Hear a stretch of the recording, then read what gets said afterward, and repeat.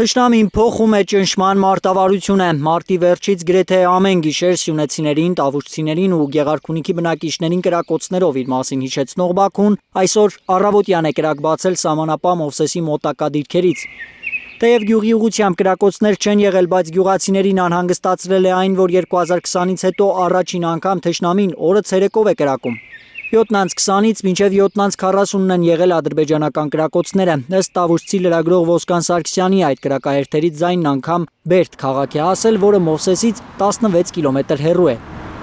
Ադրբեջանական կրակոցների մասին ահազանգից հետո Պաշտպանության նախարարությունը հայտնել է, որ հայ-ադրբեջանական սահմանին երբեմն արձանագրվում են անկանոն ոչ թիրախային կրակոցներ։ Կպական պատգամավոր Արման Եղոյանը լրագրողներից է լսում կրակոցների մասին։ ՊՆՆ հաղորդագրություն տարածում։ Եղոյանի հույսը մեր ժողովրդի ամուր նյարդերն են։ Ես սպասելիք ունեմ, ես հույս ունեմ, որ մեր ժողովուրդը շատ ամուր նյարդեր ունի եւ չի տրվի ադրբեջանական սադրանքներին։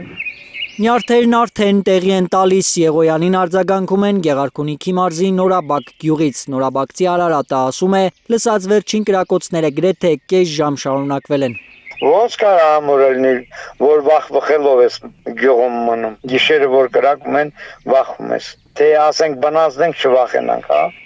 Սյունիքում այս գիշեր է կրակել թշնամին, խնած աղձիները կես գիշերից հետո են լսել Բաքվի բանակի կրակահերթը։ Թզբեղ են քսումել ու թուրքերը, իրանց համար կրակում են։ Այսօր կրակել են էլի։ Ես քսերիս էլ այլալ, ուղակի երևի 12-ին պյանին։ Ոչ խնածախի, ոչ Նորաբակի ուղղությամբ չի կրակել թշնամին այսօր։ Պաշտպանության նախարարությունը խոստանում է նպատակային կամ թիրախային խախտումների դեպքում պաշտոնական հաղորդագրություն տարածել։